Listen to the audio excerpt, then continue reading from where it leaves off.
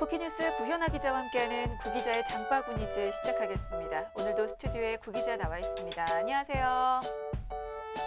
네, 안녕하세요. 우리 소비 생활에서 꼭 필요한 장바구니처럼 소비자가 필요로 하는 알짜 정보만을 골라 전해드리는 장바구니즈의 구현아 기자입니다. 네, 오늘은 어떤 내용으로 함께할까요?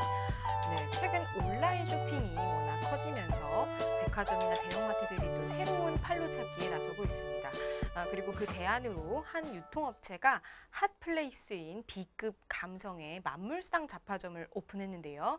비교적 수입이 많지 않은 2030 젊은 세대가 적은 금액으로 최대한의 만족을 얻을 수 있는 새로운 명소로 만들겠다는 계획입니다. 과연 어떨지 제가 직접 가봤습니다. 네, 자세한 방문기와 함께 새로운 오프라인 시장을 노리는 유통업체들의 전략도 살펴봅니다. 네, 뭐 요즘은 온라인 쇼핑이 편하고 익숙해서 굳이 오프라인 쇼핑을 하지 않는다는 분들도 많은데요. 자, 이렇게 새로운 형태의 잡화점이 생겼다고 하니까 또 어떤 모습일지 궁금하네요. 오늘 자세히 살펴보도록 하겠습니다. 자, 먼저 방문 소감부터 좀 들어볼까요? 어땠습니까? 네, 처음에는 아니 이게 뭐 남대문 시장인가? 이런 생각이 들었을 정도로 막 시끌시끌하고 정신이 없었어요. 동영상 사이트에 올려진 티저 영상에서 나온 BGM을 들었을 때나 또 뭐 매장에서 흘러나오는 노래를 들었을 때 이건 80년대 감성이다라는 생각이 들었는데요. 일부러 좀 촌스럽게 하는 부분들이 있었거든요.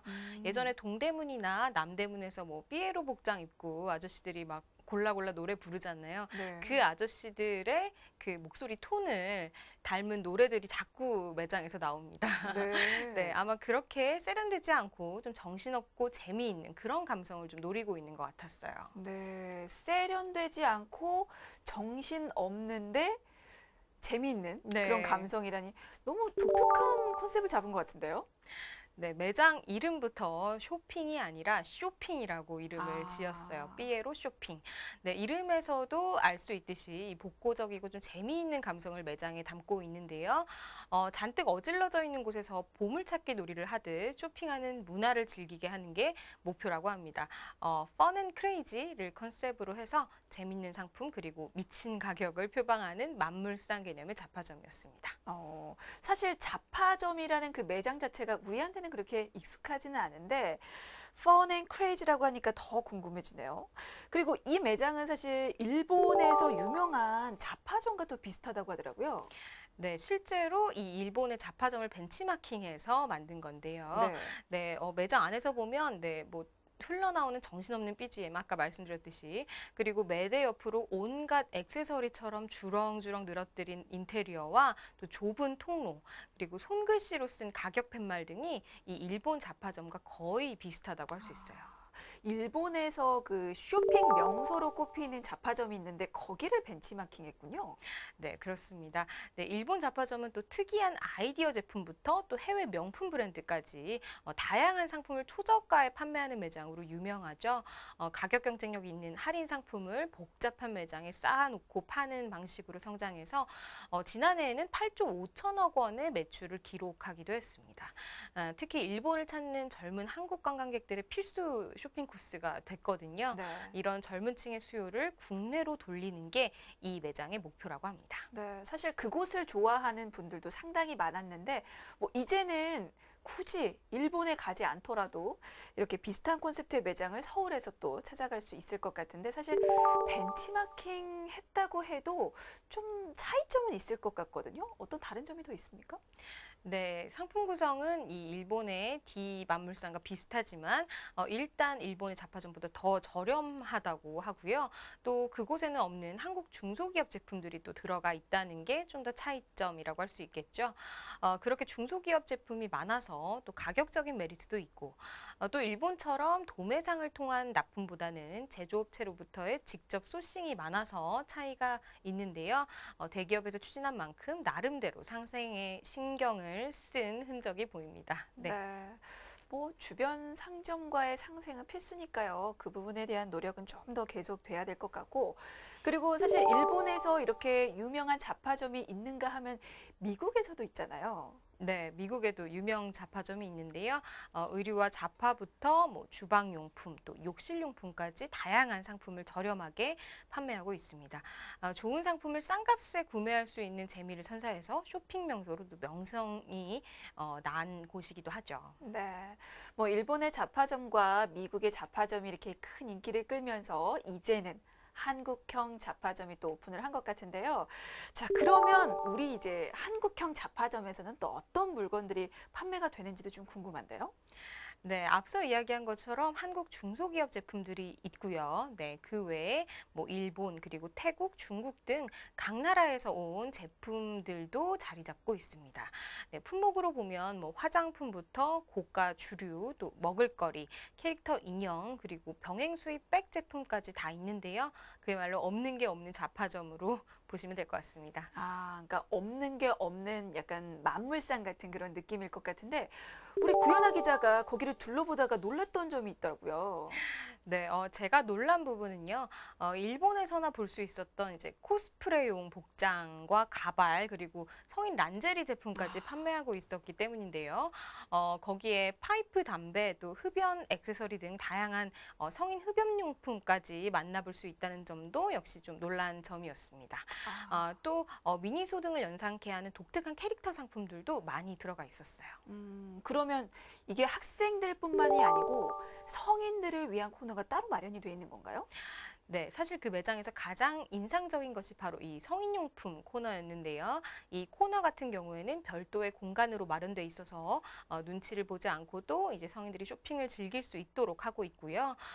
성인용품 코너 앞에는 별도의 신분증 혹은 지문 검사 절차를 도입해서 미성년자들의 출입을 제한하고 있습니다. 네, 뭐 성인용품 쇼핑도 이제는 당당히 할 수 있는 시대가 된 것 같은데 사실 여러 종류의 물건을 판다는 점에서는 대형마트와 좀 비교가 되지 않을 수가 없을 것 같아요. 이 잡화점을 대형마트와 비교했을 때는 어떤 차이가 있을까요? 네, 보통 대형마트가 뭐 1만 제곱미터 약 3천여 평에 5만여 개에서 8만여 개의 상품을 판매하는 데 반해서 이 잡화점은 총 2,513제곱미터 약 760평 규모죠. 조금 작은 규모의 4만 개 매우 다양한 상품을 판매하고 있다는 점이 좀 다른 점입니다. 그러니 빈틈없이 진열해서 판매할 수밖에 없는 거죠. 더 좁은 공간에 더 많은 상품이 있으니까요. 실제로 둘러보면 상품이 아주 빽빽하게 진열되어 있는 것을 볼 수가 있었습니다. 아, 사실 대형마트는 진열이 정말 체계적으로 돼 있는데 그것과는 좀 거리가 있군요. 네. 그러면 반대로 마트와 또 비슷한 어떤 점은 또 있었습니까?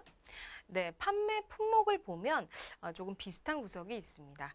처음 볼 때는 각국에서 온 뭐 전 세계 식품과 또 뷰티 제품 같이 잡화 상품들이 혼을 빼놓지만 좀 더 자세히 들여다보면 뭐 대형마트에서 볼 수 있는 홍삼 제품이나 또 라면과 과자 등 식품류, 또 각종 공구, 또 가전제품, 주방용품, 미용제품, 매견용품까지 빼곡히 모아놓고 있는데요. 아무래도 대형마트에서 나온 아이디어인 만큼 아무래도 대형마트 소싱의 영향을 안 받을 수는 없었던 것이죠. 근데 한편으로는 그런 생각도 들어요. 뭐 판매 품목이라든지 네. 그 상품 구성 같은 걸 좀 차별화를 둬야 소비자들에게 좀 통하지 않을까 싶기도 한데요. 네, 아무래도 라면이나 과자류 등에서는 마트의 소싱을 받은 부분이 있어서 35%는 마트와 비슷한 부분이라고 인정을 하고 있습니다. 하지만 65%의 품목은 다르다라고 입장을 내놓고 있는데요. 또 다른 창고형 매장과 비교를 해봐도 그곳은 4천여 개인데 비해서 잡화점은 4만 개로 이 상품 수 자체가 10배나 많고요. 그러니까 어느 정도는 차별화를 염두에 두고 있다는 겁니다. 그렇군요. 그 약간 먹을거리에서도 차별화가 될 것 같은 게 대형마트는 사실 먹을거리 부분에서 신선식품 위주로 좀 판매를 하고 있는데 혹시 이 잡화점에서도 신선식품을 팔고 있습니까? 일부 야채와 또 삼각김밥 같은 즉석식품도 판매를 하고는 있습니다. 하지만 그건 이 잡화점의 정체성은 아니라고 하고요. 인근 오피스 고객들의 니즈를 위한 것이기 때문에 앞으로 대형마트처럼 뭐 신선식품을 팔 예정은 없고 또 앞으로 오픈 예정인 2호점과 3호점에서도 팔지 않을 계획이라고 밝혔습니다. 아, 신선식품과 즉석식품은 이게 이 잡화점 정체성에 맞지 않다는 건데 혹시 다른 이유가 더 있을까요? 네, 아무래도 골목 상권 침해 논란에서 벗어나기 위해서 그런 것으로 보이는데요. 이곳 같은 경우에 퇴근길에 간편하게 장볼 곳이 필요하다는 입주 직원들의 의견을 반영해서 이 신선식품 코너를 마련한 건데요. 이건 역시 상권 침해를 최소화하기 위해서 후방에 냉동고와 냉장고를 없애고 매대에만 진열하는 방식으로 판매를 하고 있다고 합니다. 아, 근데 이제 뭐 굳이 그렇게 하지 않아도 주 타깃인 젊은 층을 공략하려면 뭔가 새로운 전략이 또 필요하지 않을까 싶은데 혹시 그에 대한 전략으로 또 나온 게 있습니까? 네, 앞으로도 재미있는 스파성 제품들을 들여와서 이 2030 젊은 세대들에게 계속해서 이목을 끌게 하겠다는 이 포부를 보이고 있는데요. SNS에서 입소문을 끌고 있는 제품을 소량으로라도 또 적극 들여오고 고객에게 바로 가치를 전달하겠다는 계획을 내놓고 있습니다. 실제로 그룹 계열 매장 중에서도 가장 젊은 타깃을 목표로 하고 있습니다. 그렇게 하면 젊은 층 흡수가 가능할까요? 뭐 장담할 수는 없겠죠. 네. 네, 현재로서 보면 기존 그룹의 유통 채널보다 더 젊은 2030층, 더 나아가서 10대층에게까지 어필할 수 있는 테스트베드로서의 성격을 띠고 있는 것 같습니다. 일단 시도를 해보는 거죠. 또 여기서 개발한 자체 캐릭터 4개를 보면 최근 젊은이들의 취향을 또 반영하고 있는데요.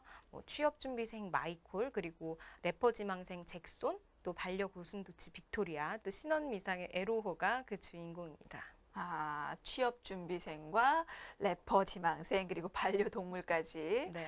참 우리 현실을 좀 그대로 반영한 것 같은 느낌이 드는데요. 이 4가지 캐릭터들이 젊은 층들을 모으는데 그래도 한몫 좀 할 것 같기도 하네요.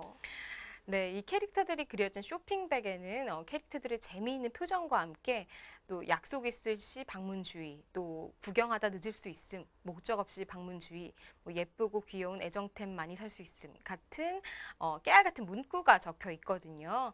이 역시 최근에 문구류의 재미있는 멘트를 써놓는 걸 좋아하는 10대, 20대 감성을 반영한 것이죠. 네, 뭐 젊은 층 취향 저격에 나섰는데요. 과연 잘 통할 수 있을지는 좀 더 지켜봐야 될 것 같습니다. 자, 그리고 이 잡화점 첫 오픈을 삼성동에 했어요. 네. 그곳에서 1호점을 낸 이유가 있을까요? 젊은 층의 테스트베드로 삼기 좋은 곳이라는 점에서 정한 것으로 보입니다. 아무래도 이곳이 20대와 30대가 주로 찾는 곳이거든요. 네. 코엑스가 있기 때문에.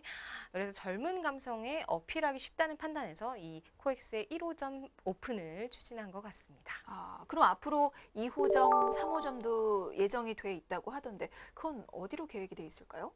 네, 연내에 3호점까지 오픈할 예정이라고 하는데요. 우선 1,400제곱미터 규모로 1호점보다는 작지만 동대문에 2호점을 열 계획이라고 하고요. 다음 3호점은 논현동의 한 매장에 입점하는 방식으로 추진 중입니다. 또 서울과 경기도 수도권 등 핵심 상권에 이 로드샵을 여는 방안도 검토 중이라고 하는데요. 앞서 이야기한 것처럼 2호점과 3호점에는 신선식품은 들어가지 않는다고 하네요. 네, 뭐 2030들을 어필하기 위해서 이 장소도 정말 신중하게 고려해서 선택을 한 것 같은데 참 근데 요즘은 온라인 쇼핑이 대세인데 굳이 이렇게 잡화점을 오픈한 이유가 사실 좀 궁금해요. 네, 오프라인 채널이 사실 점차 경쟁력을 잃어가고 있죠. 네. 그 상황에서 이 잡화점 같이 재미를 강조한 샵을 만든 것은 사실 유통업체로서는 어쩔 수 없는 선택이다라고 이야기를 하고 있습니다. 대형마트 같은 경우에는 영업시간 단축 등의 영향도 있었지만 올해 1분기 매출이 한 마트의 경우 전년 동기 대비 9% 증가에 그쳤고 또 영업이익은 8.4% 감소하는 등 내부적으로 위기에 직면해 있는데요. 온라인으로 향하는 고객을 이 오프라인으로 끌어들이기 위해서 고객이 재미를 느낄 수 있는 다양한 채널을 보유하려는 노력을 해오고 있고 또 그중 하나가 바로 새로운 형태의 매장 오픈인 것 같습니다. 아, 그러니까 유통업체가 직면한 지금의 위기를 풀어내기 위한 하나의 전략으로 생각을 해야겠군요. 네, 이미 다양한 방식으로 위기를 풀어내고 있는데요. 네. 네, 프리미엄 마켓부터 대용량 제품을 들여놓은 이 창고형 할인점, 그리고 대규모 복합 쇼핑몰, 잡화점까지 다양한 업태에서 타깃층과 규모를 다양화하고 있고요. 이거는 각 세대마다의 전문점으로 고객층을 세분화하려는 전략으로 볼 수도 있습니다. 네, 뭐 각 영업종별로 타깃을 다르게 해서 결국 전 연령층을 흡수하겠다는 의도인 것처럼 보이는데요. 오프라인에서 이렇게 새로운 형태의 잡화점을 오픈한 이유 혹시 다른 게 더 있습니까? 네, 골목 상권과 또 정부 규제에 발목 잡혀서 출점이 복잡한 대형 마켓보다는 중소규모 매장에 대한 관심을 꾸준히 기울이고 있는 것으로 보입니다.